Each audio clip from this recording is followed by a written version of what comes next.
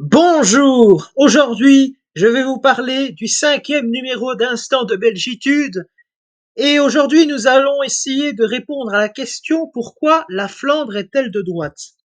Alors tout d'abord nous allons parler de l'identité flamande. Comme j'ai pu l'expliquer dans mon premier instant de Belgitude, l'idée de Wallonie est toute récente, tandis que l'identité flamande est très ancienne. Celle-ci a commencé à exister sous le nom de comté de Flandre au IXe siècle. Comme vous pouvez le voir ici sur la première image, le comté de Flandre n'avait pas la même superficie que la Flandre actuelle. Le comté de Flandre était à l'époque ce qui sont les provinces actuelles de la Flandre occidentale et de la Flandre orientale. Comme vous pouvez le voir sur la première image, la mer, par rapport à aujourd'hui, avançait beaucoup plus dans les terres. En effet, la ville de Gand a connu des succès économiques à l'époque médiévale, car elle avait accès à la mer, c'est grâce aux polders, notamment qui sont des terres gagnées sur la mer, comme ce qui s'est passé aussi aux Pays-Bas. Alors, comment cette identité flamande s'est-elle mise en place? Alors, nous pouvons parler de la bataille des Éperons d'Or. Nous avons parlé précédemment au niveau géographique, parlons maintenant de l'événement fondateur. Et c'est cette bataille des Éperons d'Or, qui est aussi appelée bataille de Courtrai, qui fut une bataille qui s'est déroulée le 11 juillet 1302 et elle opposait les milices flamandes aux troupes du roi de France. Cette bataille avait pour objectif pour les Flamands de se libérer de la tutelle du roi de France, car en effet, la Flandre en était le vassal.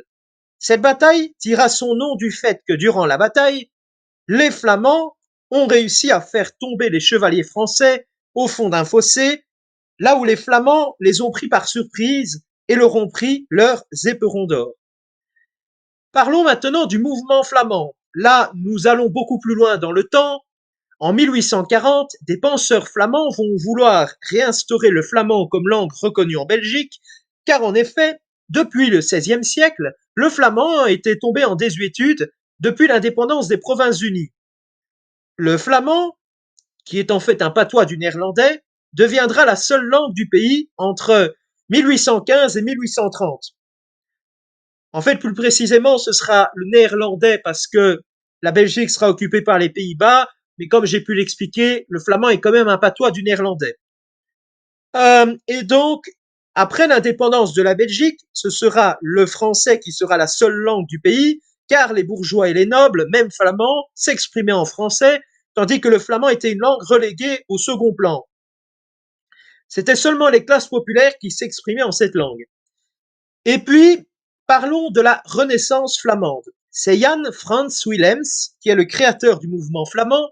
Ce mouvement ne sera qu'intellectuel au début, mais deux événements vont créer un choc dans la société flamande, notamment que sont la crise de 1845 à 1848, qui a beaucoup impacté la classe moyenne flamande, qui ne parlait pas français, et qui en plus était écartée de la vie publique.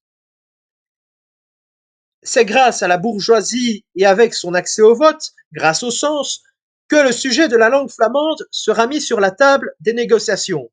Pourtant, ce n'est que bien plus tard, en 1898, que le flamand, grâce à la loi d'égalité, sera reconnu comme deuxième langue officielle en Belgique.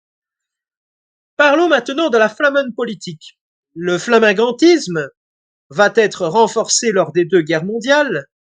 La première fois quand l'Empire allemand occupera la Belgique, durant la Première Guerre mondiale, sauf la région de l'Isère, car en effet, les troupes belges restantes après l'invasion se sont retrouvées sur l'Isère et ont notamment permis, en fait, avec la rupture du barrage, d'inonder la plaine, ce qui leur a permis, en fait, de résister là. Et la deuxième fois où il y a eu cette histoire de flamande politique, c'est durant l'occupation de la Belgique en 1940.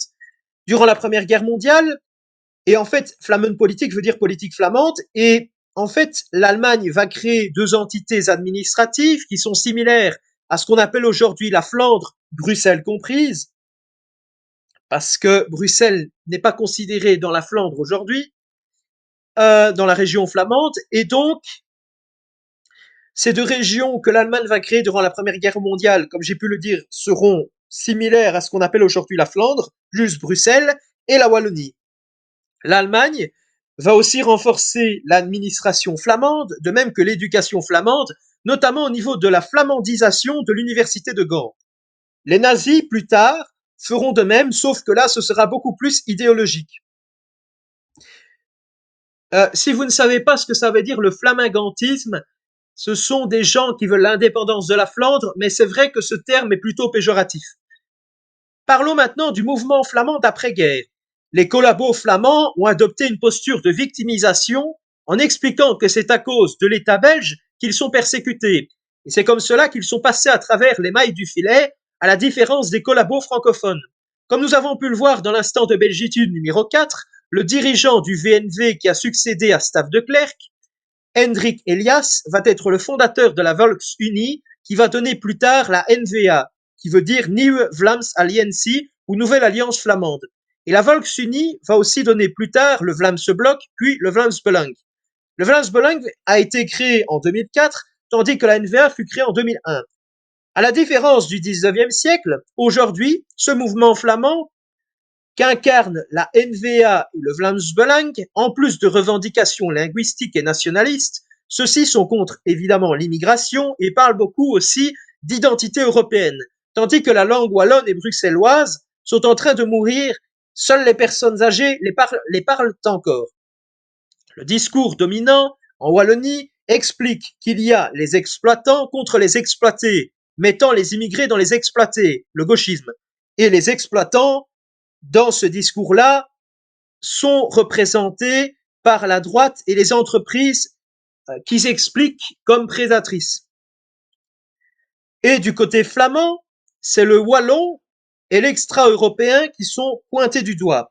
Quand l'identité n'est pas présente en Wallonie, c'est l'identité de classe qui prend le dessus, à la différence de la Flandre où le nationalisme est majoritaire.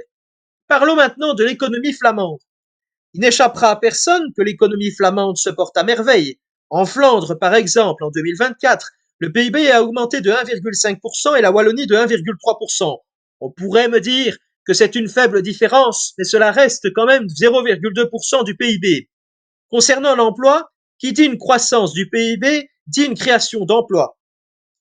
Cette croissance de l'emploi est de 0,9% en Flandre contre 0,6% en Wallonie. Le vote des chômeurs se portera toujours plus naturellement sur la gauche que la droite, car d'un côté, la gauche veut augmenter le montant du chômage, voire le prolonger, tandis qu'à droite, c'est l'inverse. La Flandre, comportant plus de personnes ayant des revenus décents, elle va plus aller à droite, tout simplement car dans la tête d'un électeur moyen, qui ne fait nullement la différence entre les différentes droites, la droite des affaires, la droite catholique royaliste et la droite fasciste. La seule qui a su se démarquer le plus aujourd'hui, c'est la droite des affaires. Les votants considérant que s'ils veulent conserver leur richesse, vaut mieux qu'ils votent à droite qu'à gauche, même quand on regarde au niveau notamment des dirigeants de gauche qui sont très souvent très fortunés, mais cette image de la droite comme parti des riches est toujours présente auprès des électeurs. L'on remarque aussi que le vote à droite s'explique aussi par le fait que les Flamands en ont marre de payer pour les Wallons, car en 2023, il y a eu un record de transfert d'argent de près de 8,5 milliards d'euros de la Flandre vers la Wallonie, ce qui représente 1259 euros par personne. Les votants de ces partis ne comprennent pas ou oublient de préciser que Bruxelles finance la Wallonie à hauteur de 2100 euros par personne, mais la Belgique étant en état-providence, l'argent sera quand même redistribué d'une manière ou d'une autre, par exemple d'un Wallon riche à un Flamand pauvre, de manière indirecte. Les provinces les plus riches contribuant le plus au système, Bruxelles est la région contribuant le plus, alors que dans la rhétorique flamingantiste, il est toujours fait mention, selon eux, que le francophone serait fainéant, alors qu'à Bruxelles, la majorité des habitants sont francophones. Bruxelles contribuant le plus, cela peut aussi s'expliquer par le fait qu'elle a une population plus jeune, on se doute extra-européenne, car le taux de natalité est plus fort, et donc, qui dit une population plus jeune dit un dynamisme économique plus fort, et donc une meilleure économie. Et il y a aussi Bruxelles qui accueille en son sein des sièges de grosses entreprises. Parlons maintenant du vote, notamment en fonction de l'âge.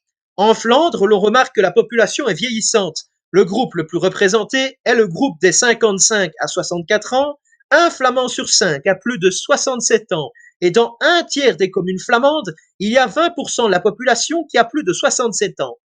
Sur le site dardar.be, nous pouvons y lire, je cite, « Nous pouvons observer l'existence d'un fossé entre les générations. La moitié des plus de 55 ans souhaitent interdire le port du voile dans l'espace public, contre seulement un quart chez les plus jeunes. » Pourquoi est-ce important, me diriez-vous?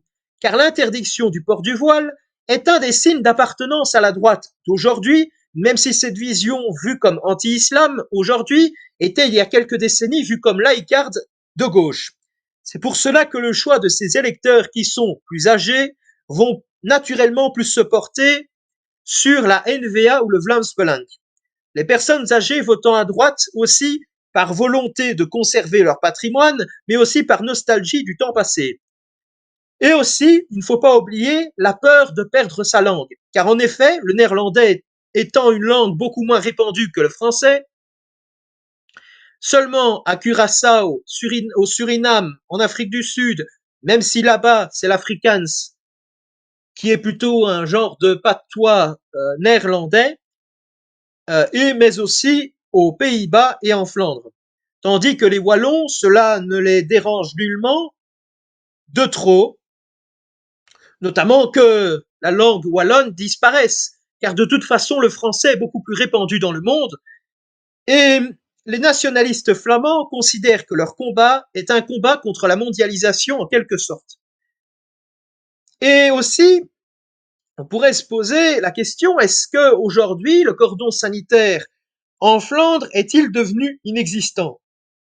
Alors tout d'abord, car la N-VA et le Vlaams-Belang se sont imposés en tant que force politique et que les autres politiques, puisqu'en Belgique il est nécessaire de faire des coalitions, sont dans certaines communes obligés de les faire avec ces partis, par exemple à Randst, même si au niveau fédéral, tous les autres partis refusent tout compromis, et donc un effet domino est très peu probable. Selon le site de la VRT en parlant du Vlaams-Belang, je cite, « C'est contraire à nos statuts. Les membres de notre parti ne peuvent pas coopérer avec des personnes qui ne respectent pas les droits de l'homme en général », a déclaré Eva de Bleker, présidente de l'Open VLD. Bizarrement, cette Eva ne fait pas référence au PTB qui est un héritier direct du communisme, qui est l'idéologie qui fut la plus meurtrière de l'histoire avec plus de 100 millions de morts. Et la grande question qu'on pourrait se poser, c'est est-ce que finalement les indépendantistes flamands auraient-ils gagné? Alors vous allez peut-être me demander, mais pourquoi? Car en effet, vous savez peut-être ou peut-être pas que la Belgique est un État très compliqué. En effet, depuis la première réforme de l'État en 1970, les indépendantistes étaient heureux, car durant celle-ci, il y eut la création de 3 communautés culturelles, wallonne, flamande et germanophone.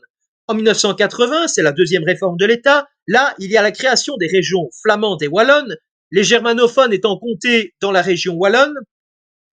Certaines compétences sont transférées du gouvernement fédéral à l'échelle régionale, chaque région ayant un parlement et un gouvernement. Et pourtant, à ce moment-là, le gouvernement flamand décida de fusionner la communauté linguistique et la région, ce qui résulta en un parlement et un gouvernement. En 1989, c'est la troisième réforme de l'État, et il y a quelque chose qui mettra en colère les flamingantistes, c'est que Bruxelles va être considérée comme une région, appelée la région de Bruxelles-Capitale. Pourtant, en effet, Bruxelles est historiquement flamande, mais sa population aujourd'hui, comme j'ai pu le dire précédemment, est majoritairement francophone. Ce n'est seulement en 1993 que l'État belge devint un État fédéral, les différents députés régionaux et communautaires sont élus directement. Concernant la 5e et 6e réforme de l'État, ce sont des compétences en plus pour les différents niveaux administratifs, mais pourtant, rien ne change beaucoup. En tout cas, voilà, je vous souhaite une excellente journée ou une excellente soirée, à très bientôt, et surtout, vive Dieu, vive le roi, vive la Belgique. À très bientôt pour une prochaine vidéo.